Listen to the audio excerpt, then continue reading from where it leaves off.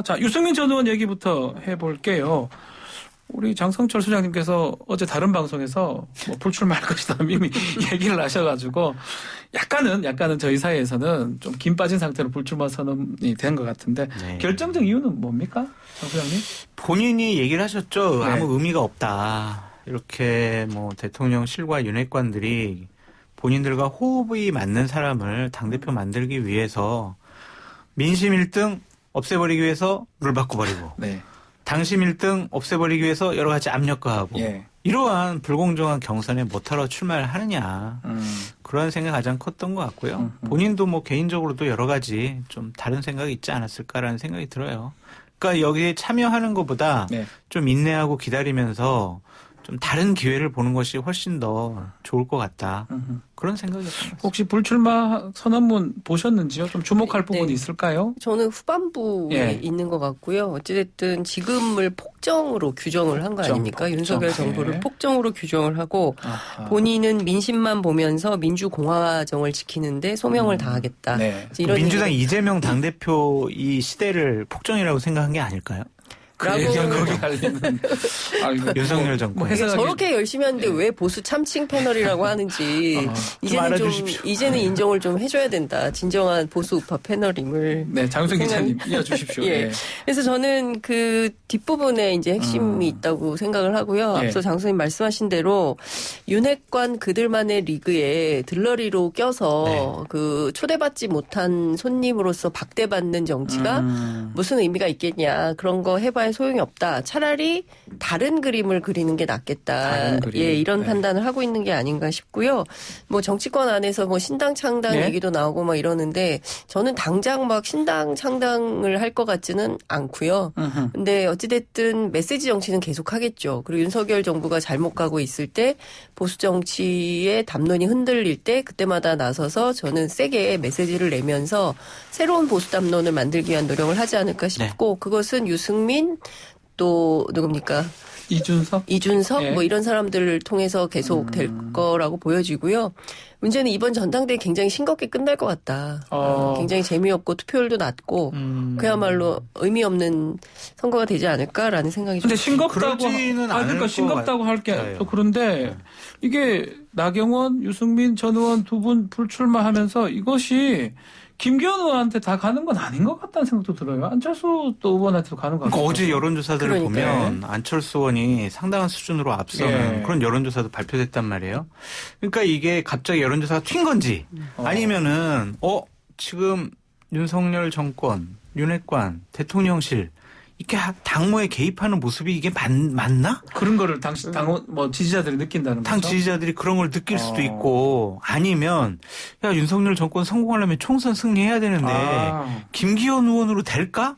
이런 생각들이 좀 복합적으로 있는 건지 아니면은 그 여론조사가 갑자기 좀 튄 건지 이거는 우리가 다른 여론조사 몇 개를 앞으로 좀 더 봐야 될 것 같은데. 근데 저는 흐름이 일정 정도 있는 것 같아요. 왜냐하면 벌써 선행된 조사 2개의 조사 가운데 첫 번째는 16.7%인가 높은 조사가 나왔고요. RN서치. 그 수치 얘기하면 또 있네. 선거 심의위원회에서 참고하시면 되고요. 그다음에 어젠가요? 세계일보 보도를 보면 20%를 앞서. 그러니까 거의 이제 더블 스코어로 안철수 의원이 앞서는 조사가 나오기 시작하는 거거든요. 그러니까 제가 이렇게 궁금해서 여러 특히 이제 젊은 층들의 표심이 궁금하잖아요. 2030, 40. 그게 제일 궁금해요, 사실. 이분들은 어떤 생각인가 이렇게 살펴보면 투표해서 뭐하냐 이런 무용론도 있는 것 같고요. 그리고 너무 찍을 사람이 없다. 차라리 강신업 찍을까? 뭐 이런 글들도 커뮤니티 사이트에 상당히 많이 올라와 있더라고요. 그러니까 무슨 얘기냐면 너무 이렇게 드라이브가 윤핵관에 의해서 드라이브가 걸린 전당대회가 되다 보니까 뭐 재미있게 정견 발표도 들으면서 뭐 이렇게 참여할 수 있는 기회가 완전히 봉쇄당한 이런 선거이지 않았습니까? 그러니까 차라리 뭐 이런 뭐 이상한 선택을 하겠다. 뭐 아니면 투표 참여 안 하겠다. 이런 반응들이 쏟아지고 있다. 이렇게 볼 수 있을 것 같아요. 김기현 의원 측의 좀 캠페인도 본인의 이미지와 본인이 앞으로 할 수 있는 능력과는 좀 다른 얘기들을 하고 있어요. 그러니까 메시지와 본인의 행보, 능력, 정책과 다른 얘기를 해서 엇박자가 좀 나고 있다는 생각이 들어요. 어떤 부분이 그렇다는 거죠? 그러니까 오늘 동아일보 인터뷰를 보면 중도층을 겨냥할 전진 캠프를 차리겠다. 이런 얘기를 해요. 그리고 윤 정부 성공하려면 모두가 친윤이 돼야 된다. 그리고 당의 대통합을 이끌 수 있는 당대표가 되겠다. 이런 얘기를 하는데 중도층을 견인할 수 있는 사람이 누굴까? 김기현, 안철수 해보면 생각해보면 안철수 의원이 더 중도층 견인할 것 같잖아요. 그러니까 메시지가 좀 이상하다는 거네요. 메시지가 안 맞다니까. 본인의 행보랑 안 맞아요. 그리고 본인이 대통합하겠다고 그러잖아요. 네. 근데 지금 하는 모습은 장제원 의원 등 윤핵관에 엎혀가지고 지금 갑자기 5등 하다가 1등이 돼버렸고 그리고 지금 안철수 의원을 상당한 수준으로 지금 공격을 하고 있어요. 네. 그러니까 행동과 말과 메시지가 좀 다르잖아요. 그러니까 이런 것들이 엇박자가 지금 김기현 캠프 스스로 자기들의 정체성을 어떻게 지켜야 할까 네. 상당히 고민에 빠진 것 같고 예. 저는 유승민, 이준석 이런 쪽의 이미지를 가진 분이 전당대회 당대표 선거 전에 전격적으로 참여할 수 있다고 보여집니다. 그 어떤 의미죠? 그런 이미지 가진 후보로 아니 새로운 인물이 이제 후보 등록을 해서 전당대회에 뛰어들 가능성이 좀 높아 보인다라는 생각이 들어서 후보가 알고 계신 것 같아요. 우리 장선생님이 또 이 바닥에서 참여하고 계신 이 바닥에서 또 가장 또 새로운 정보를 많이 알려주시는 분이기 때문에 그래서 좀 기다려 보시면은 그냥 내일이에요. 내일하고 내일 모레. 그러니까 기다려 보시면은 김기현 안철수 이 두 사람의 리그로 끝나지 않을 가능성도 있다. 장성철 그래서 좀 지켜보시라. 이니셜이라도 좀 K면 K, L이면 L 요거만 하나 해주면 좀 기다려보세요. 왜냐하면 아직 최종적인 결심을 하지 않았기 때문에. 그러면 좀 지켜보시면은 될 만한 후보가 나온다. 저희가 또 이제 반전의 드라마가 시작된다. 묵직한 후보가 나온다는 거잖아요. 할 만한 후보. 묵직하죠. 그래서 저희가 이제 또 다음 주도 계속 좀 아이템으로 할 수 있는 일들이 그 얘기거든요. 지금 4명 컷오프 하기로 했어요. 지금 제가 좀 꼽아보니까 김기현, 안철수, 조경태, 윤상현 이 현역이고요. 그리고 뭐 한교안, 강신업 이래가 원했는데 6분이 지금 출사를 던진 것 같아요. 그 중에 4명이 되는 것 같은데 우리 장 소장님은 여기 말고도 한 명 더 될 것이다. 7명이 될 것 같다. 이렇게 그분이 얘기 빨리 하세요. 그분이 출마를 하면은 아마 유승민, 이준석 대표를 지지하던 당원들의 표를 좀 받을 수 있을 거예요. 그러면 컷오프는 통과할 것 같고. 제가 한 번 더 올려봐도 잘 없는 것 같은데.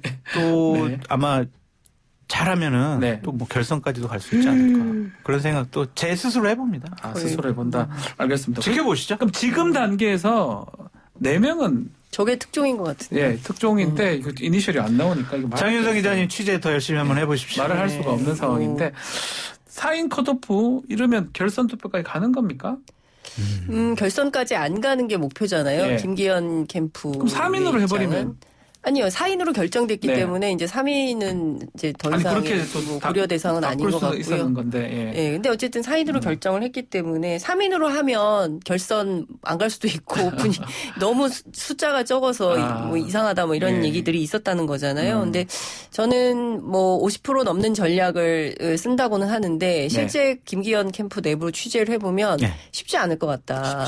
그런 생각을 하는 것 같아요. 그래서 여러 가지 그 캠프 전략을 쓰고 있는데 망하는 전략을 쓰고 있다는 생각이 좀 듭니다. 그러니까 너무 낡았어요. 일단은 차떼기 경선 비슷하게 사람들을 막 동원해서 8,000명이나 전국 각지 수도권 수도권에서 결의대회를 하는데 막 구미에서 오고 이러면 곤란한 거잖아요. 그러니까 다 끌어모아서 8,000명인가 이런 생각을 사람들이 하게 만드는 거죠.